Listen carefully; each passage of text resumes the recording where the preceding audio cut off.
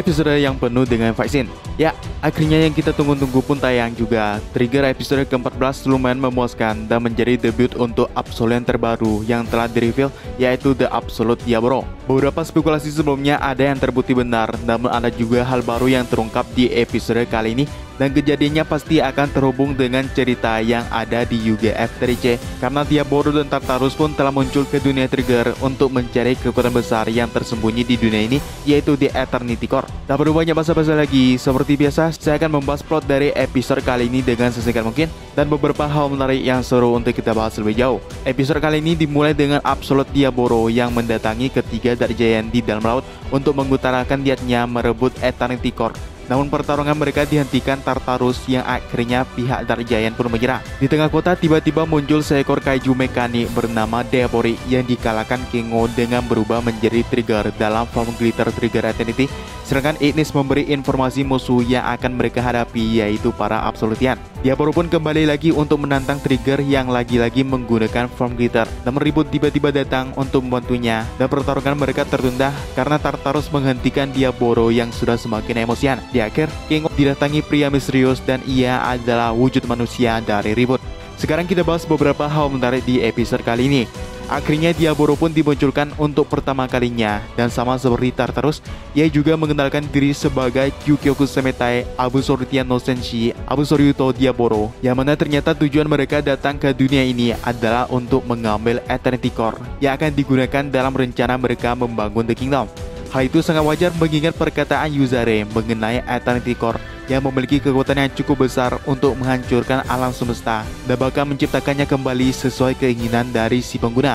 Namun konsekuensi yang akan diterima adalah Eternity Core bisa saja menghancurkan apa saja tak terkecuali cahaya dan kegelapan. Namun belum diketahui apakah para Absolutian punya kemampuan khusus untuk menggunakan inti energi ini, yang kalau saja bisa mereka dapatkan, maka semua Ultra yang akan melawan mereka di UGF 3C pastinya akan sangat kesulitan. Dan sebenarnya dari sini saja sudah menandakan bahwa Trigger akan punya peran penting di konflik melawan Absolutian yang akan terjadi di Ultra Galaxy Fight The Destined Crossroad. Pertanyaan lain yang juga terjawab di episode kali ini adalah tentang hubungan dan kedudukan para Absolutian yang sejauh ini sudah di-reveal dua anggota, yaitu Absolute Tartarus dan Absolute Diablo, yang diduga menduduki posisi paling tinggi dibanding semua Absolutian. Namun sepertinya itu kurang tepat, karena sejauh ini Tartarus masih tampak sebagai Absolutian yang paling bijak dan hati-hati dalam bergerak, serta ia memanggil Diablo dengan nama tanpa ditambahkan kata tuan atau sejenisnya, yang mengartikan kalau Diablo ini sebenarnya memiliki kedudukan yang lebih tinggi dibanding dirinya.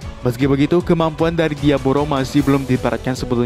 Bahkan hanya dengan itu saja, ia sudah bisa membuat Trigger dalam form Glitter yang belum stabil menjadi kesulitan, namun berhasil diselamatkan ribut yang datang setelah mengejar kedua Absolutian ini. Kaiju alien yang dilawan Trigger kali ini adalah Diablo, atau dalam penulisan namanya sendiri adalah Diablo. Pertama kali muncul pada film of the movie Let Me Borrow the Power of Bones. Kemunculan terakhir sebelumnya adalah di series Taiga, dan di episode Trigger kali ini ia muncul sebagai umpan dari para Absolutian untuk memancing Trigger keluar dan menggunakan kekuatan dari Eternity Core yang saat ini mereka incar sebagai salah satu elemen yang akan dimanfaatkan dalam pembangunan The Kingdom. Awalnya Trigger tampak kesulitan mendekati Diablo yang dilengkapi dengan banyak persenjataan, namun ketika menggunakan form Glitter, kaiju ini dapat dengan mudah dibelah menjadi dua oleh Trigger menggunakan teknik Eternity Zerades, yang kalau dalam versi 3 sendiri Zerades adalah finisher yang dapat menghancurkan Demon Zoa hanya dalam satu kali serangan, dan itu sudah menjadi alasan kenapa Zerades milik Trigger juga tampak sangat kuat.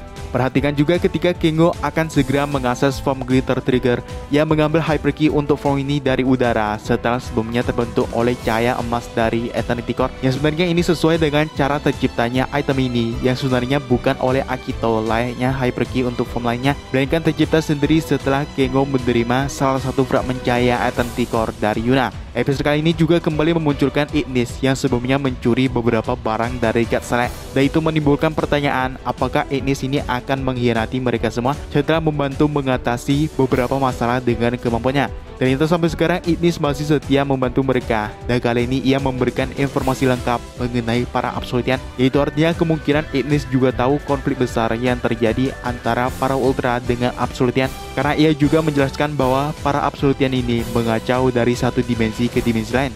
Dan di akhir tampak ia sudah membawa prototipe God Spark Lens yang ia curi dari lab milik Akito dan bahkan tampak sudah disempurnakannya. Untuk mengantisipasi para Absolutian yang sepertinya sangat berbahaya, Akito pun memutuskan untuk mengakses potensi penuh dari Nurse DC yang udah pasti adalah bentuk naganya yang akan terbentuk menggunakan Hyper Key dari Nurse itu sendiri. Nama Akito sempat mengatakan bahwa wujud ini akan membutuhkan banyak pasokan energi. Setelah Gengo mengalahkan Diabori, ia kembali dengan kondisi tubuh yang terluka. Dan kali ini tampaknya akan ada orang lain yang mengetahui identitas trigger yang sebenarnya, yaitu Kapten Seiya, di mana ia melihat pundak Gengo yang terluka, sangat sesuai dengan trigger yang juga tertembak pada bagian yang sama oleh Diabori. Ribut akhirnya datang untuk menyelamatkan trigger, di mana ia menggunakan serangan Ribut Cutter yang pernah ia gunakan untuk menghabisi dua Red King sekaligus yang dikirim Tregear di Ultra Galaxy Fight The New Generation Heroes. Cara ia memasuki dunia trigger adalah berupa bola merah bercahaya, yang kemungkinan ini adalah callback untuk momen kedatangan Mbah di series 3 yang kejadiannya juga hampir sama, yaitu mereka datang ketika Tiga dan Trigger sedang kesulitan menghadapi musuh. Untuk momen kedatangan Ribut ini asli sangat keren,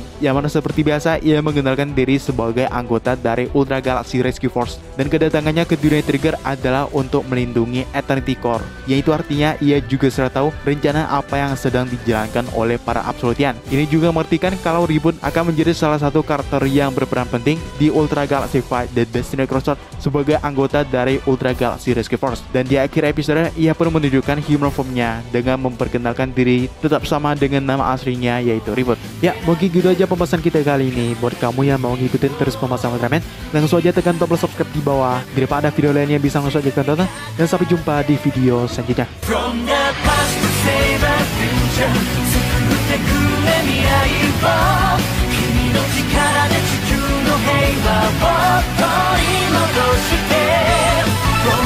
love and strength of people 作ってくれ僕らは